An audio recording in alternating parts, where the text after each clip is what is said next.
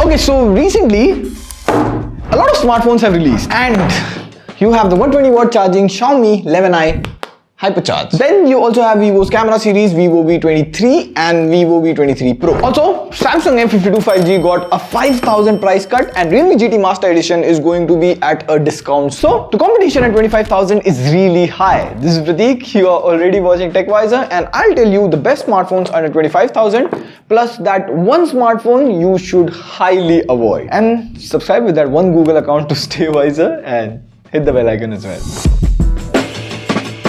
So we'll be putting all the smartphones in tiers. You have the GOAT tier, which means the best smartphone for everyone. Then you have a very solid tier, which means good in all aspects but a bit average in one aspect. Then you have a did the job tier, which means really good in one aspect but average in most others. And then finally you have it, you know it, I know it tier, that one phone which is in the tier, don't buy it. Also, most of you know, but we have reviews of all the phones and use them on a day-to-day basis. So you can watch our reviews and comparison from I button here. So first up, we have Xiaomi's first launch of this year, Xiaomi 11i Hypercharge. We also tried the 120 watt charging and explained it in this unboxing video. Now I'll put the Xiaomi 11i in the very solid tier, but hang on, don't buy it yet. See, if you want to try the 120 watt fast charging, it's very good, fast, and it actually charges your phone from 0 to 100 in 15-16 minutes. Real quick. But the reason to ask you to not to buy it is, see, it has really good hardware, no doubt. You get a 120Hz AMOLED display, which is one of the best in this range. It gives HDR on Netflix in this range, which most of the phones don't offer. You also get really good performance in terms of MediaTek Dimensity 920. The day-to-day usage of the phone and gaming is pretty good. You can consider Dimensity 920 to be like Snapdragon 778G. It's not flagship Dimensity 1200 or Snapdragon 870, but good, powerful mid-range chip at 25,000. Here are a couple of things that you need to be careful about. Number one, camera. The cameras on the Xiaomi 11i are a bit below average, like the main sensor and even the ultra-wide-angle camera are pretty meh. Number two, Xiaomi's own phones, Mi 11 Lite NE 5G. Like Mi 11 Lite NE 5G is a very good all-around phone with Snapdragon 778G and really good camera for the price. Like you also get Xiaomi's famous 5 megapixel tele macro camera. Also, Xiaomi has promised 3 years of software update and 4 years of security update with Mi 11 Lite NE 5G, but there's no such announcement with Xiaomi 11i.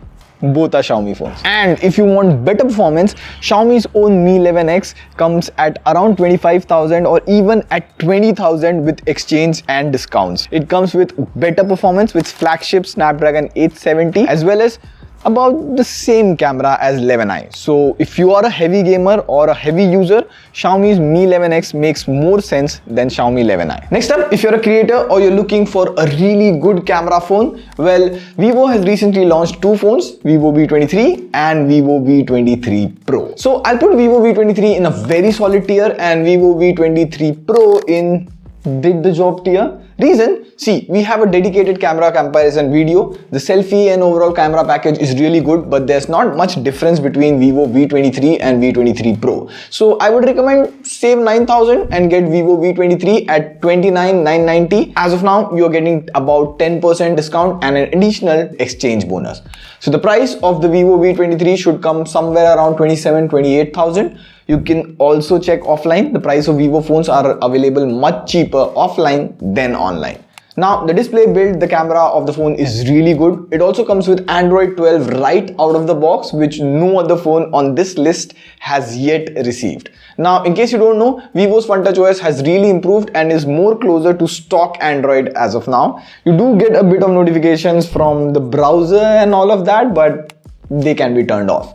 The only thing you don't get is stereo speakers, which should be given at this price range, and even you don't get a 3.5mm headphone jack. Now Vivo V23e is also about to launch, and as per rumors, it's going to be cheaper than Vivo V23. So if you have a lower budget, you can wait for that. Next up you have is Samsung M52 5G. So I'll put the Samsung M52 5G in did the job tier. But hang on, a few days ago, Samsung M52 was available with card offers and coupons at around 25,000. Now, since we are late due to obvious reasons, so at a price of 25,999, it's now a very solid phone. Move it up. Now, three things which are really good with the phone. Number one is display. Samsung has a really good 120Hz AMOLED display, and trust me, it's the best display in this price range. Like, I compared the display to 10-bit displays here in my full review of Samsung M52 5G. Pretty clear user experience video. You can check it out here. Number 2 is performance. Samsung M52 comes with Snapdragon 778G, which in day-to-day performance is really good. Now, game optimization isn't that good on M52. I've tested it. So if you're a heavy gamer, I would say try some other device. But for casual usage, it's more than enough. Number 3, software. M52 5G comes with One UI, full One UI 3.1, so you can use Samsung Pay, secure folder, everything. And for the track record, One UI is by far one of the best UI in Android. And it is one of the few smartphones that give you call recording without announcement, because Samsung phones still have a Samsung dialer. And you would also get 2 years of software update and 4 years of security updates. Quarterly security updates for M series. The only thing to know is the Samsung M52 is a good, compact, lightweight phone, but it has a plastic back, which for even discounted price is not acceptable. But 4G plus and 11 bands of 5G is really good. So apart from the build, everything is really good with the phone. Now, before we move on to the next device, it's important to know that one device that you should avoid in this price range: OnePlus Nord CE. I'll put it in the you know it, I know it tier. Now, the build quality and the size of the phone is very good. Also, you get Snapdragon 750G, which is a good, powerful processor. However, OxygenOS is not optimized for this phone, like day-to-day activities, and even the performance of the phone is not that good. Also, the OnePlus Nord CE was most hyped about the price. It launched for 22,999, but across all the time, only the black color was available for 22,999. Else, you would have to spend 24,999 to get the blue and grey variant. But most importantly, OnePlus Nord CE 2 is around the corner. It should be there in about a month or two. So buying OnePlus Nord CE right now is not a good decision. So if you want a stock Android or better UI phone, the recently launched Moto G71 is a good option. The processor is very much comparable to Snapdragon 750G, which is in OnePlus Nord CE. Plus, you get 13 bands of 5G, 5000 mAh battery and 30 watt of charging. Now, finally, Realme GT Master Edition. Now, you'll get this phone for much cheaper due to offers and card discounts at around 25,000. Now, you can also apply more card discount and exchange offers to get it even cheaper. Now, it comes with Snapdragon 778G, which is already a very good processor for mid-range. You also get a 120Hz AMOLED display, which is again really good. And you get a headphone jack, which is rare these days, but yeah.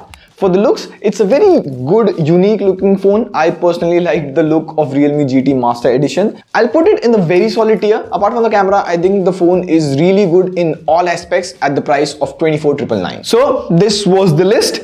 If your budget is 30,000 or 20,000, here are some videos you can watch. On that note, this is Pradeep signing off. See you pretty soon. Pew pew.